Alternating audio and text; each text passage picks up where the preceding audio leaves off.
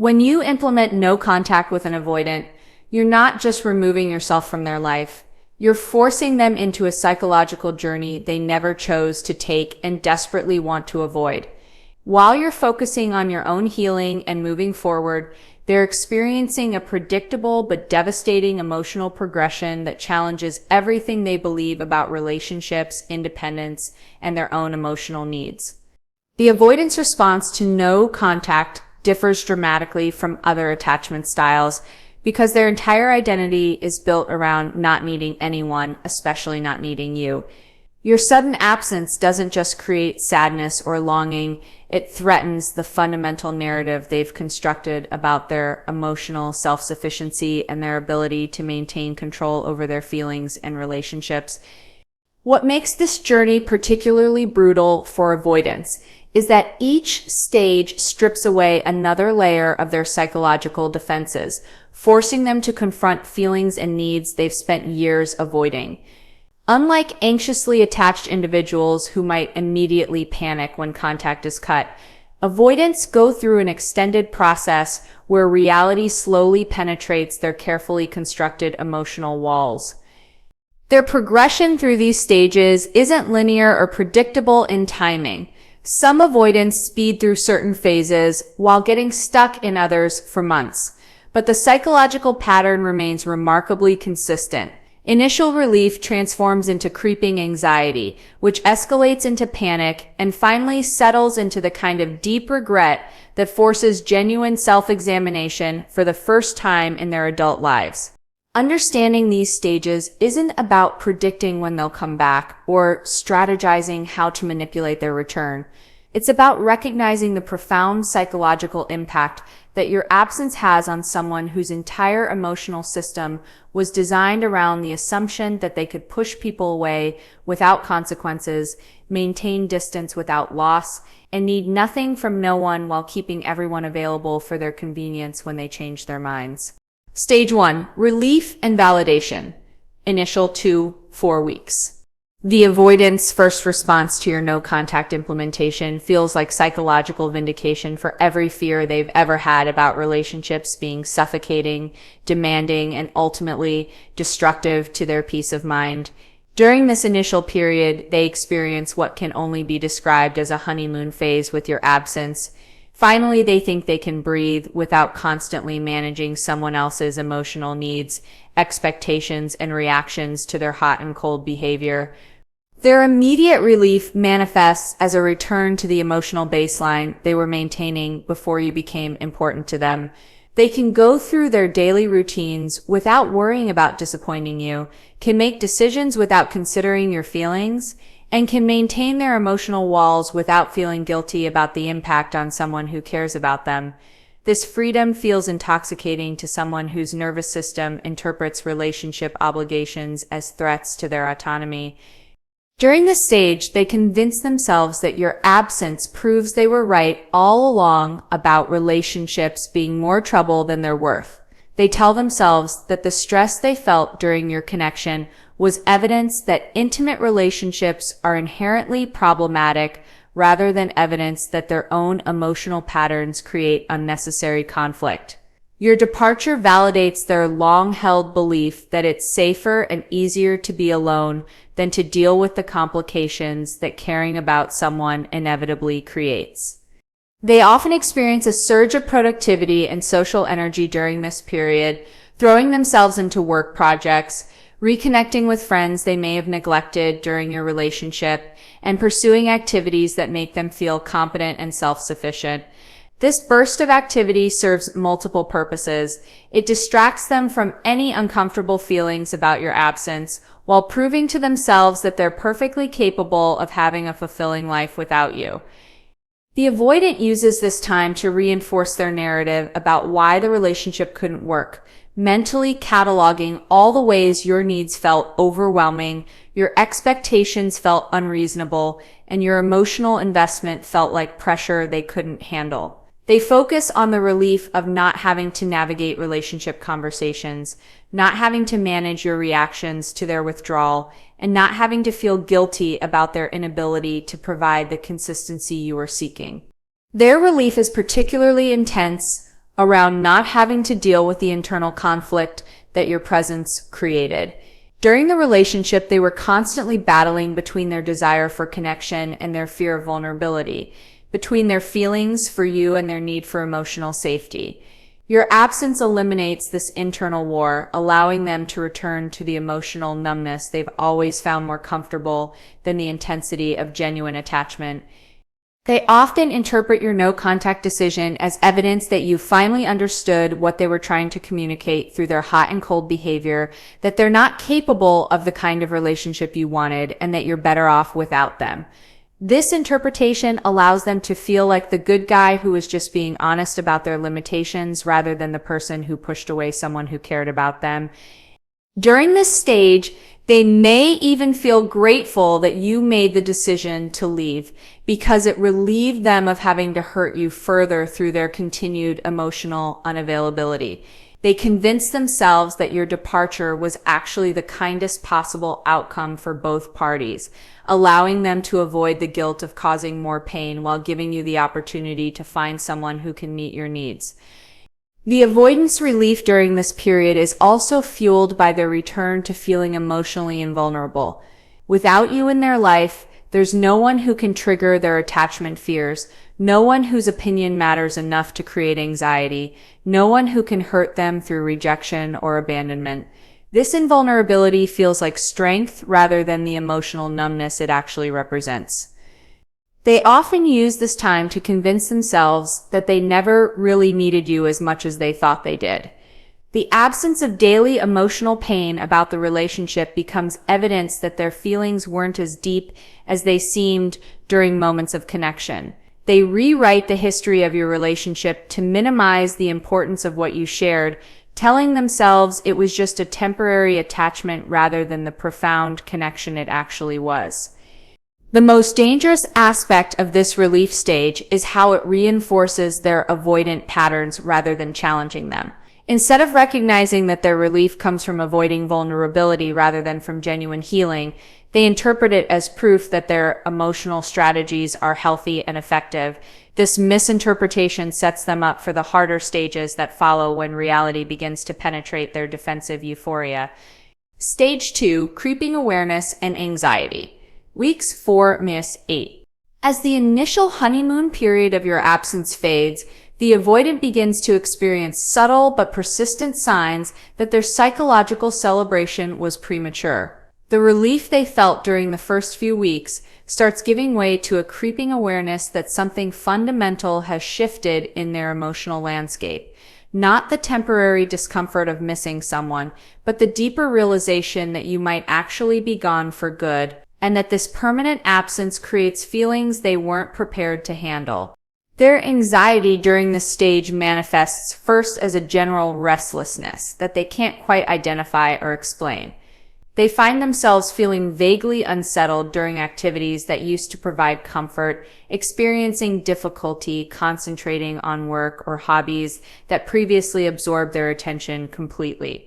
This restlessness stems from their nervous system's growing recognition that they've lost something important, even though their conscious mind is still insisting that your absence is what they wanted. The avoidant begins to notice the silence where your presence used to be, not just in terms of communication, but in the overall texture of their daily experience. They realize that your voice, your perspective, your reactions to their thoughts and experiences had become more integrated into their daily mental landscape than they ever acknowledged. Without that familiar frequency, their world feels strangely hollow in ways they struggle to articulate even to themselves. During this phase, they start experiencing what psychologists call intrusive thoughts about you.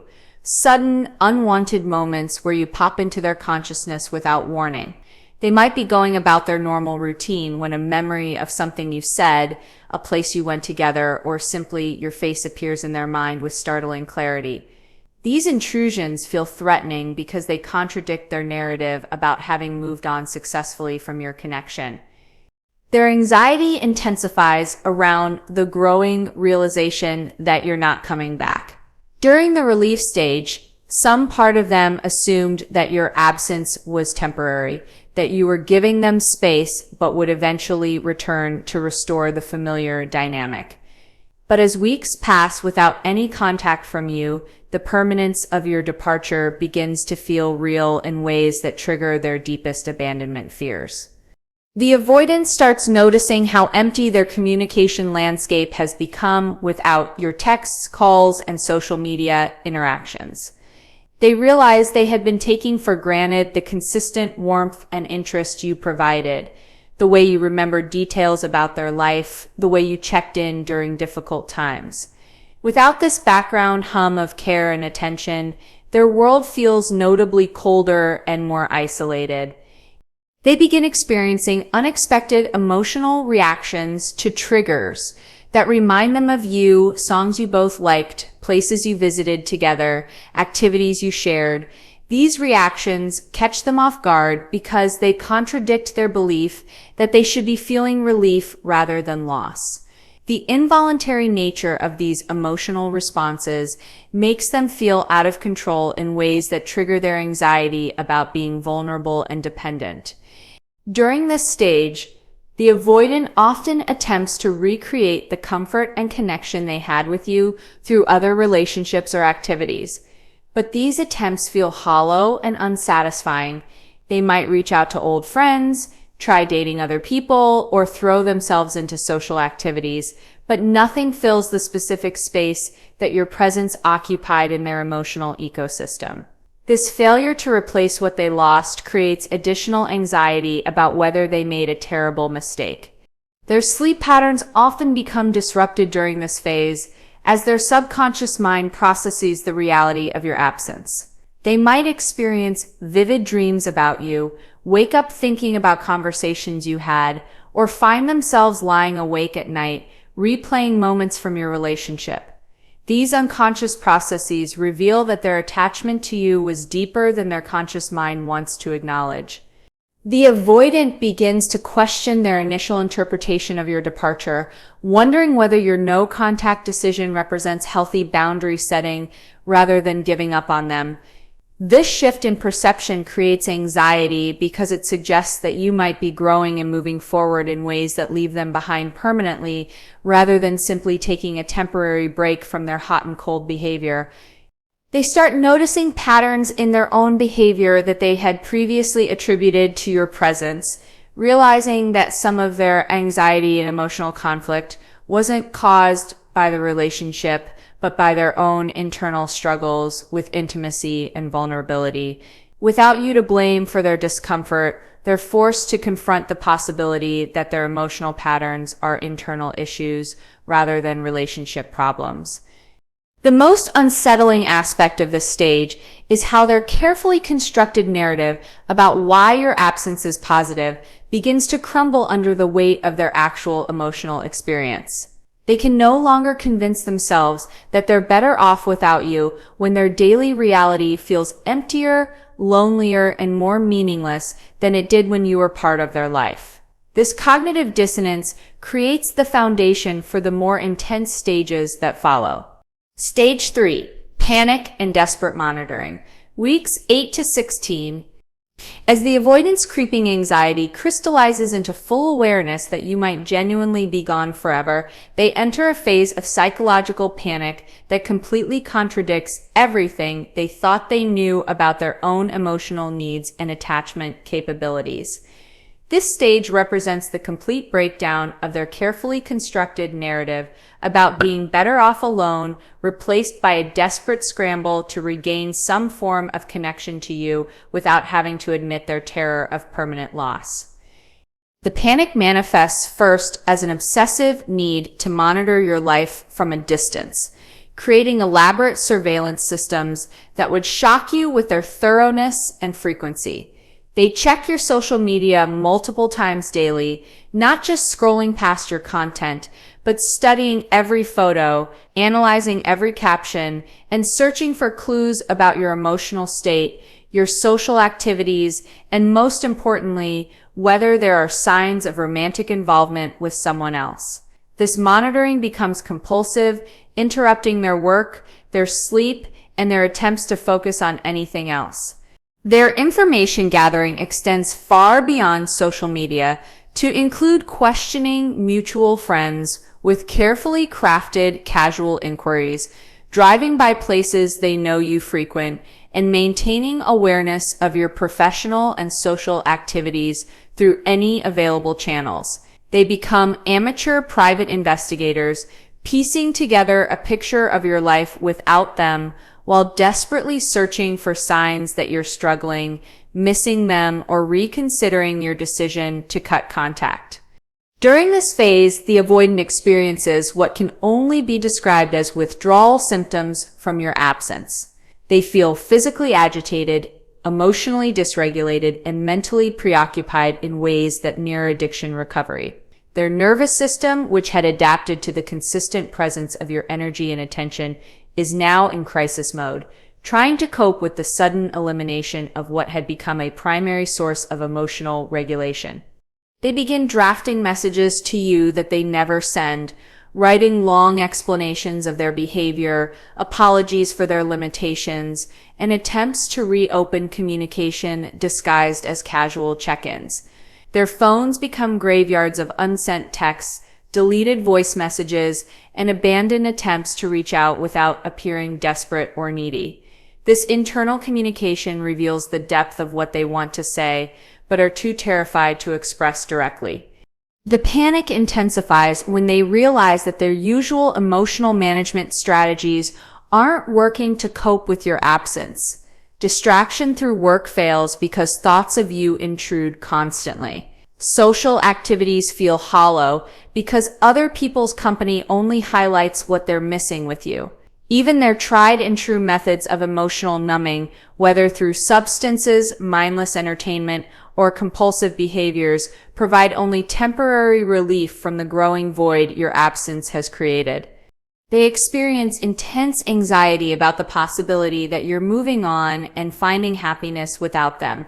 Every sign of your continued life and growth feels like evidence that you didn't need them as much as they thought you did, which triggers both their fear of being replaceable and their deeper fear of having lost something irreplaceable through their own emotional limitations. This anxiety often manifests as physical symptoms: sleep disruption, appetite changes, difficulty concentrating, and general restlessness. During this stage, the avoidant often attempts to recreate connection with you through proxy behaviors, revisiting places you went together, engaging with content you enjoyed, or maintaining habits you shared. They might continue watching shows you watched together, ordering food from restaurants you both liked, or keeping routines that were influenced by your preferences. These behaviors represent desperate attempts to maintain some form of connection when direct contact feels impossible. Their panic extends to realizing that they can't easily replace what you provided in their life. Previous relationships or casual connections feel superficial and unsatisfying compared to the depth of understanding and acceptance you offered.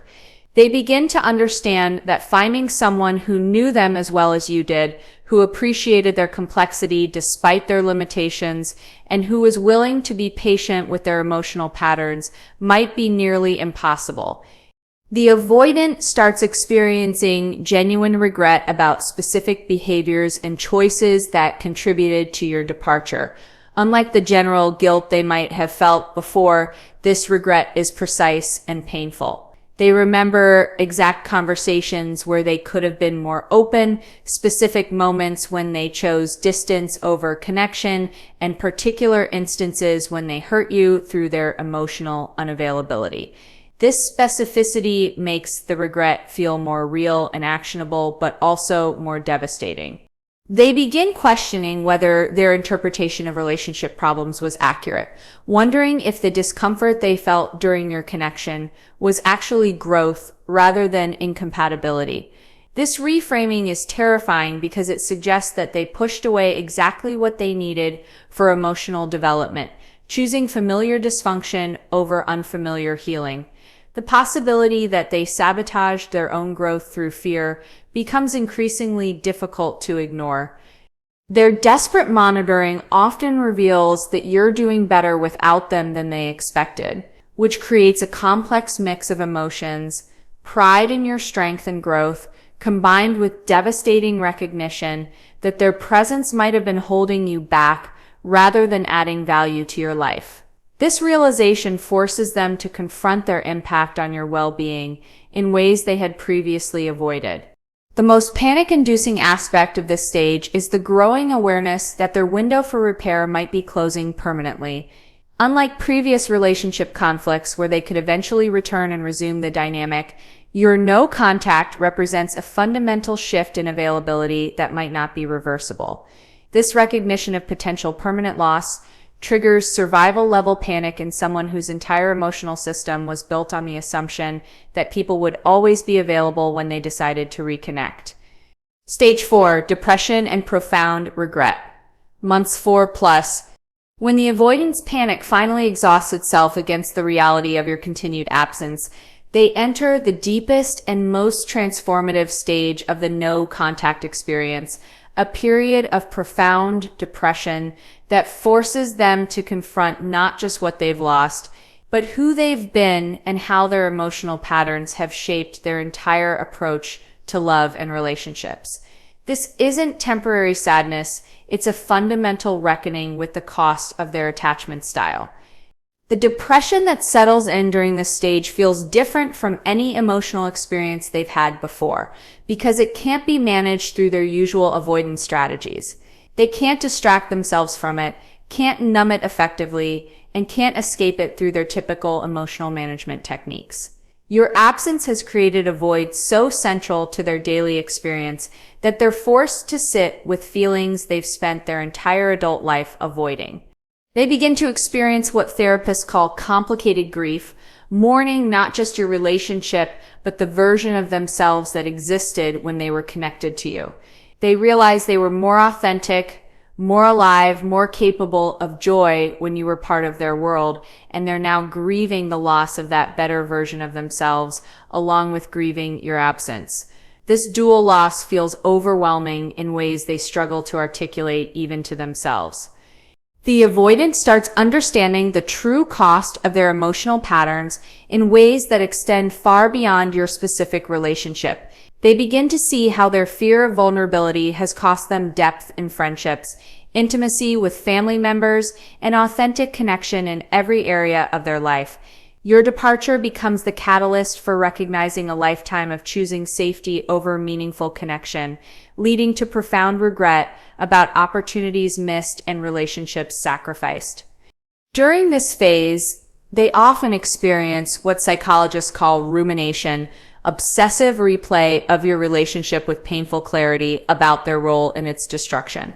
They remember specific moments when they could have chosen differently, exact conversations where they deflected instead of engaging, particular instances when they hurt you through their emotional withdrawal. This rumination is torture, but it's also the beginning of genuine self-awareness about their patterns.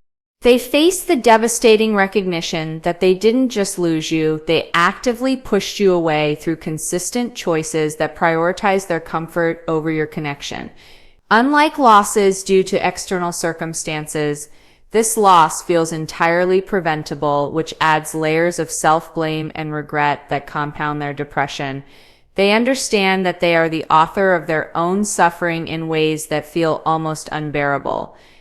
The avoidant begins to comprehend the depth of what you offered them and how little they appreciated it while they had it. They realize you weren't just someone who loved them, you were someone who saw their potential, who believed in their capacity for growth, who offered patience while they learned to love without fear. The recognition of this gift and how carelessly they treated it creates a special kind of anguish that penetrates their emotional defenses completely. Their depression often includes profound loneliness that goes beyond missing you, specifically to missing the feeling of being truly known and accepted by another person. They understand now that superficial connections can't fill the space left by someone who understood their fears, appreciated their complexity, and loved them despite their limitations. This level of connection feels irreplaceable in ways that create existential despair about their future capacity for meaningful relationships. They start questioning fundamental assumptions about what constitutes strength and weakness in relationships. The independence they prize so highly now feels like isolation. The emotional control they maintained so carefully now feels like numbness. And the freedom they thought they wanted now feels like emptiness. This complete reversal of their value system creates disorientation and depression as they realize their entire approach to relationships was based on fear rather than wisdom. The avoidant often experiences intense shame during this stage about how they treated you and what their behavior revealed about their character. They recognize that their hot and cold patterns weren't just personality quirks, but actually cruel treatment of someone who deserved consistency and care. This shame feels particularly devastating because they can't undo the damage they caused or take back the pain they inflicted through their emotional unavailability. They begin to understand that their fear of being hurt actually guaranteed they would be hurt, just in a different way. By avoiding the vulnerability that relationships require, they ensured they would experience the very abandonment and loneliness they were trying to prevent. This recognition of their self-defeating patterns adds another layer to their depression as they realize they created their own worst fears through their attempts to avoid them. During this stage, many avoidants experience what can only be called spiritual depression, a loss of meaning and purpose that comes from recognizing how their fear has limited their capacity for the human experiences that make life worth living. They understand that they've been existing rather than truly living, surviving rather than thriving, and protecting themselves in ways that prevented them from experiencing the depth and richness that meaningful relationships provide. The most profound aspect of this depression is how it strips away all their defenses and forces them to feel the full weight of their losses without any buffer or protection.